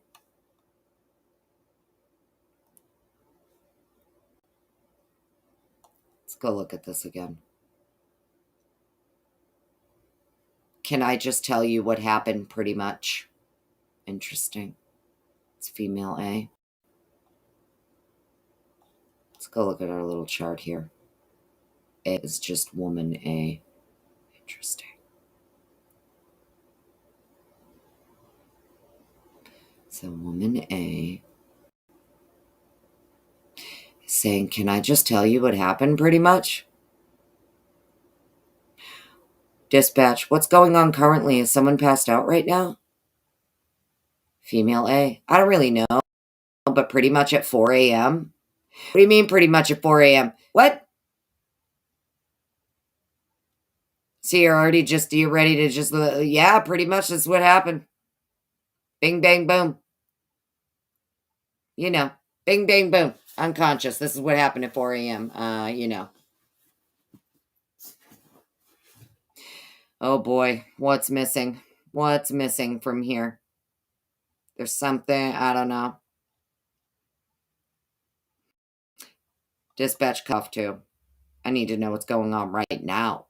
I need to know what happened at 4 a.m. I need to know what's going on right now. Someone passed out. Can you find that out for me? That's what dispatch is saying. They just want to talk about, well, pretty much what happened at 4 a.m. was this. And this is why she's dead. Because of all of this that happened at 4 a.m., this is why we think she's passed out now at noon when we're calling you. That's what's happening here.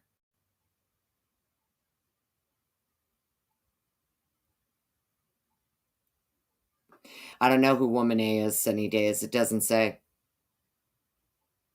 We do know that they say Dylan or Bethany, one of you need to talk to them, right? And one of them gets on the phone. We just don't know which one it is. Yeah, they want to nail that 4 a.m. timeline. Exactly. So hard. Exactly. Yeah. These kids are already on the fucking 911 call talking about. So basically, what happened at 4 a.m. was. Can I just tell you what happened pretty much? So at 4 a.m. Interesting.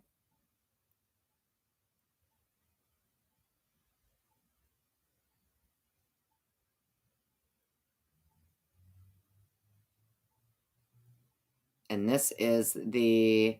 Oh, and they saw some man in their house last night, too. So trying to correlate, well, yeah, like she saw a man in the house and like, this is what it all has to equal to why Xana's dead on the floor and why they found Xana, right? The whole thing is just very, very insane. A1, Bethany's phone. Oh, gotcha, honey. Okay, thank you, honey. Appreciate you. Because it's Bethany's phone. A1, gotcha. Makes sense, honey. See? Yeah, it could be. Robert, I know. Could just be that the text messages are an alibi. Yep, I know. But, who knows? Don't know what they're doing. Obviously, maybe it is an alibi. Maybe this is why they're already wanting to talk about pretty much at 4 a.m. This is what happened, and this is why everyone's dead. Because the guy with the bushy eyebrow.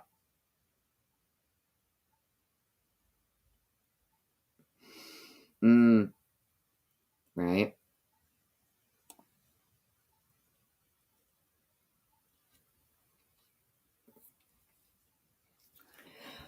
Well, Sparkly Starfish, good question. So EA is likely Emily Alant, Hunter Johnson's girlfriend. Makes sense. But there's also apparently an Evan on the phone here as well with the 911 call. There are no less than 8 people in this home while the 911 call is happening. There's 8 people at this scene passing the phone around. 3 women, 5 men. 2 of the men we can identify because we know one is Hunter Johnson, one is this kid Evan on the 911 call, so that leaves 3 unidentified males, incidentally, on the 911 call.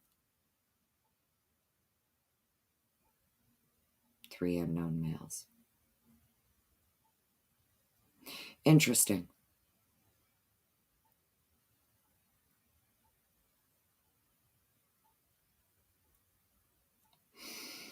Well,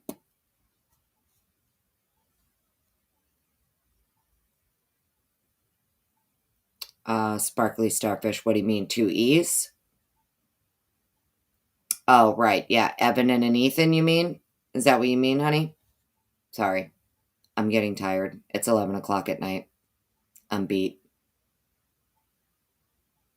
Evan may be Ethan transcribed wrong? Oh, I see what you're saying, Twiz. Oh, gotcha. I see what you're saying. Okay, let me go look at that again then. Evan. Let's go look at the wording. She's not waking up. Unconscious 1122 King. Right here. A2. Yeah, it's Evan. Okay, you're right. Maybe they are saying, yeah, it's Ethan. I don't know. You could be right about that, Twiz. Who knows at this point? Sick of this shit. Fact of the matter is, you got 8 people, no less than 8. 7, even if you take out this Evan, if the Evan is a typo, okay? You've got Hunter Johnson. And who else? Because when we're looking at the men here, they're listed. We have on the call, Q1 is a man, Q3 is a man, Q4 is a man, and A2 is a man. That would be 1, 2, 3, 4, 5. 5 men. Yes? 5 men, 3 women? On the 911 call, does that look correct?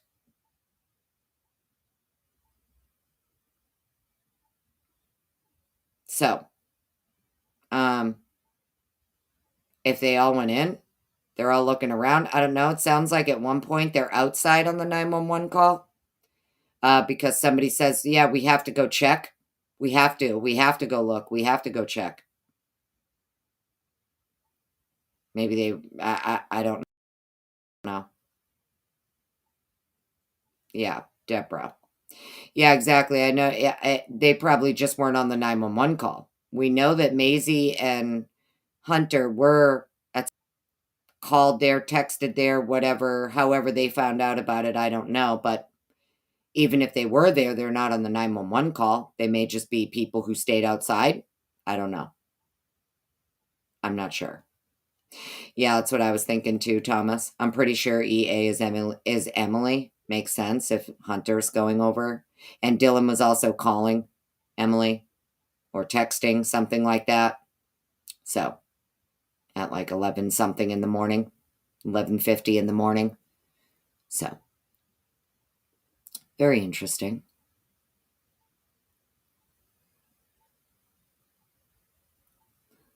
Oh, good night, Broken Glass. You have a good night. Enjoy taco night. Tacos. Tarok, I know, right? The whole thing is just very interesting. And I gotta tell you,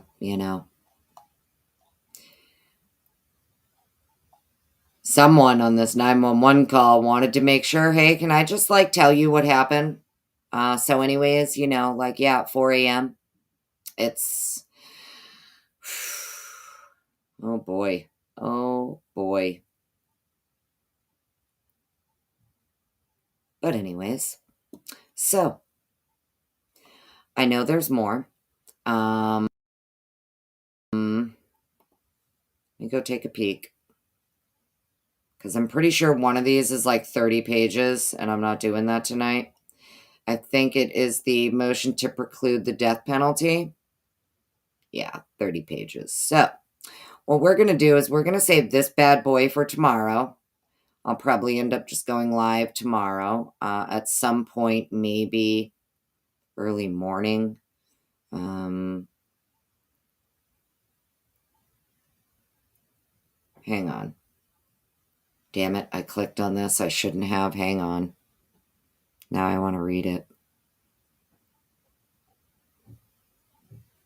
Promptly requested same discovery. Oh, shit. 68 terabytes of data. Equivalent to 68,000 copies of the Encyclopedia Britannica. Holy shit, I have an Encyclopedia Britannica. It's like my most prized possession. I have like an original one too that my grandfather got me when I was like 12. Sorry, guys. I'm looking at this other document that's 30 pages that I don't want to read tonight, but I just happen to see out of like, just took a little cursory glance and reading over it. That's interesting. So the state has turned over more than 68 terabytes of data. That much data is the equivalent of 68,000 copies of the Encyclopedia Britannica. I have one. It's my most prized possession. I love it. So anyways, we're going to get into this tomorrow. I appreciate you guys hanging out with me. And yeah, it is what it is, right? Hey, Leah. Hi, honey. How are you? Thanks for being here. Appreciate you. So anyways, yeah, we'll get to the rest of it tomorrow. Appreciate you guys hanging out with me. Like I said, I've also not been feeling well for the last few days. I know the shit came out. I said, oh my God, it is what it is. Yeah. Oh, gotcha. The cop told the dispatcher. The cop knew her. Okay, gotcha, honey. Thanks. Linda. Yeah, trying to look at it and follow along with the little chart here. And yeah, it's wild. Oh, colder covered. Thank you, darling. Appreciate you. Yeah, we'll be back tomorrow. I'll cover the rest. I wanted to at least get to these text messages and that 911 call. And I hope you guys have a great night. Stay safe. Take care of yourselves. Take care of each other, right? Lock doors. Lock your windows. Double locks. You know what I mean? I'm not playing around anymore. The world is crazy. And whatever the hell is going on here is absolutely out of control. I don't care what anybody says. I don't care. At this point, it doesn't matter if you think he's guilty, if you think he's innocent. I don't give a shit. If you can look at all of this and not see, we have a fucking problem. Then, that's okay. I guess you'll never see the problem. And, that's fine. It's fine. But anyways, either way, I'm going to go get a good night's sleep. I hope you do too. Everybody have a great night. And thank you so much for supporting the channel and supporting the live streams. Catch y'all later. Mods, love you. Thank you. Twiz, appreciate you. Willie, have a great night. If you're still listening, you're probably passed out. But yeah, you guys have a good night. I'll catch y'all later. Bye.